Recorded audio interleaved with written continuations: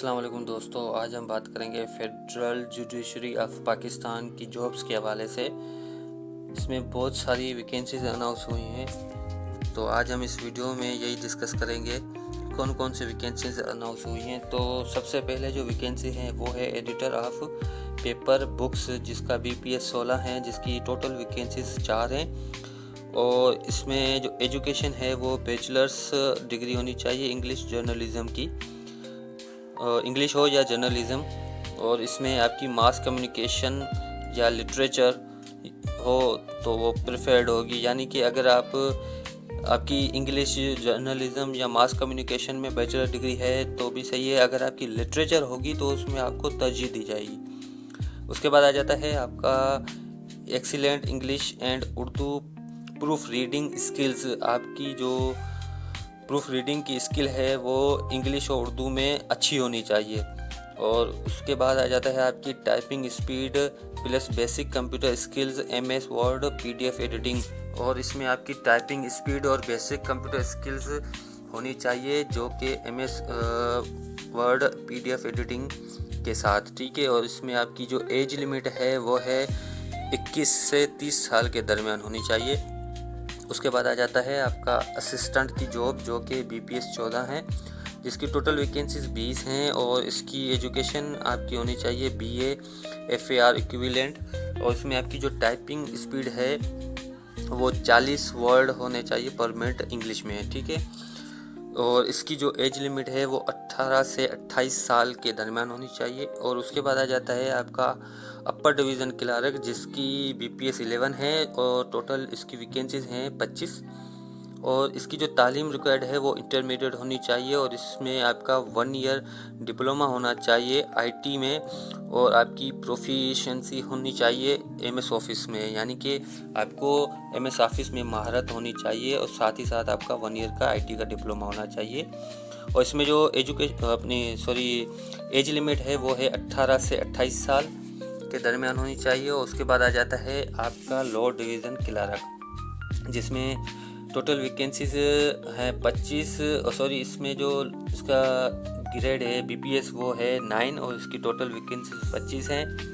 और उसके बाद आ जाती है आपकी क्वालिफ़िकेशन, जो कि मैट्रिक होनी चाहिए। और इसमें आपकी टाइपिंग स्पीड जो है वो 30 वर्ड पर मिनट होनी चाहिए इंग्लिश में। और इसमें आपका 3 हफ्ते का बेसिक IT कोर्स होना चाहिए, ठीक है। और उसके बाद आपकी जो एज इसमें रिक्वायर्ड है वो 18 से 28 साल के दरमियान होनी चाहिए।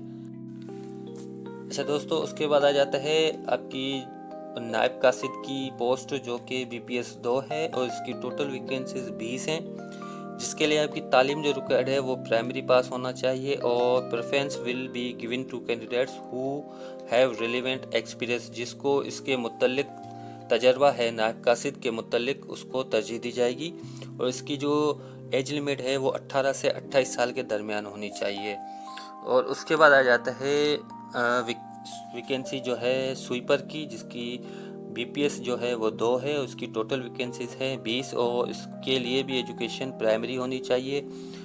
इसमें भी अगर आपका स्वीपर में एक्सपीरियंस है, जिनका स्वीपर का एक्सपीरियंस है, उसको तरजीह दी जाएगी। उसके बाद आ जाती है आपकी एज रिक्वायर्ड, जो कि 18 से 28 साल के दरमियान होनी चाहिए।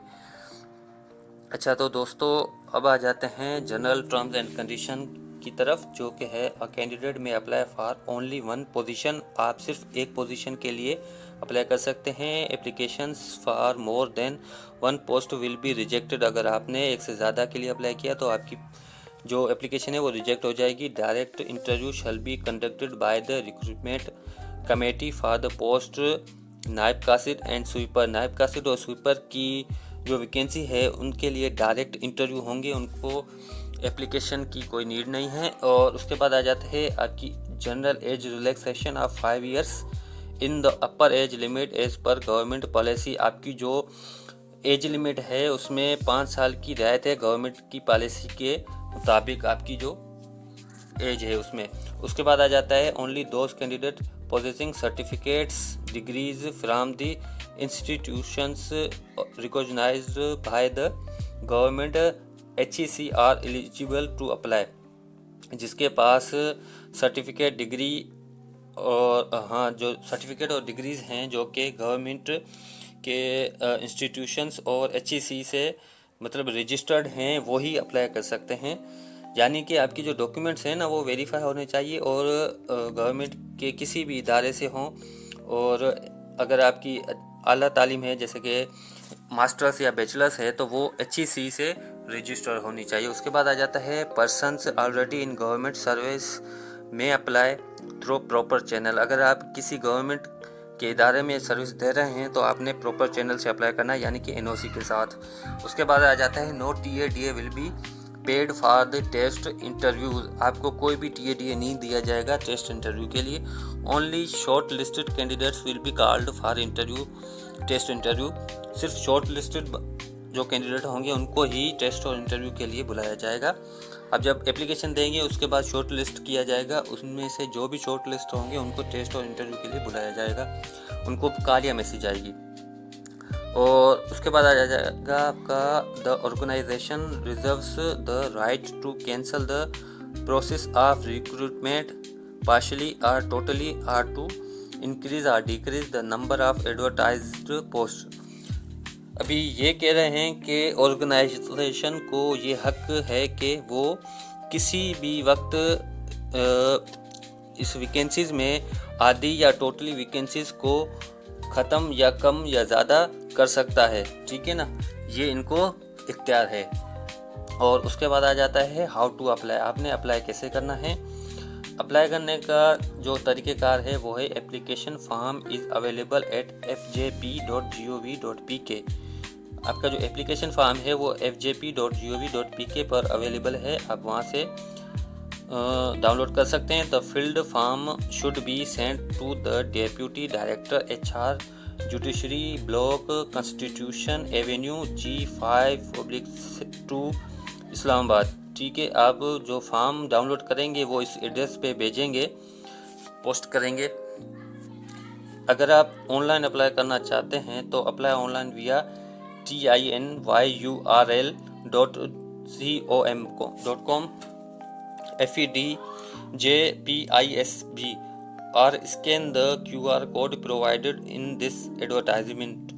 अगर आप ऑनलाइन अप्लाई करना चाहते हैं तो ये लिंक दिया गया है, इस पर आप क्लिक करके या आप गूगल में जाके आप जैसे ही ये लिंक पेस्ट करेंगे तो आपके सामने फॉर्म ओपन हो जाएगा। आप वो फॉर्म फिल कर सकते हैं, या ये दिया गया है जो जिसपे ये QR कोड इसके ऊपर लिखा हुआ है अप्लाई नाउ, इस पे भी आप स्कैन करके आप अप्लाई कर सकते हैं। और इसके बाद आ जाता है apply within 15 days of this advertisement. The last date to apply is 6 December 2025। इसमें जो अप्लाई की लास्ट डेट है वो 6 दिसंबर है, ठीक है। उसके बाद आ जाता है incomplete applications are those received after the due date will not be entertained. आपकी जो एप्लीकेशन है वो अगर इनकम्प्लीट होगी तो वो किसी भी सूरत में एक्सेप्टेबल नहीं होगी। The department reserves the right to cancel increase और decrease the number of post at any stage without assigning any reason. अभी वही बात है कि ये डिपार्टमेंट कभी भी किसी भी वक्त वैकेंसीज में रद्दोबदल यानी कि कम या ज़्यादा कर सकता है। ये इख्तियारात इस डिपार्टमेंट के पास महफूज हैं। तो दोस्तों ये थी वैकेंसीज, तो आप जल्द से जल्द इस पर अप्लाई करें और इसकी तैयारी स्टार्ट कर दें, इंशाल्लाह कामयाबी होगी।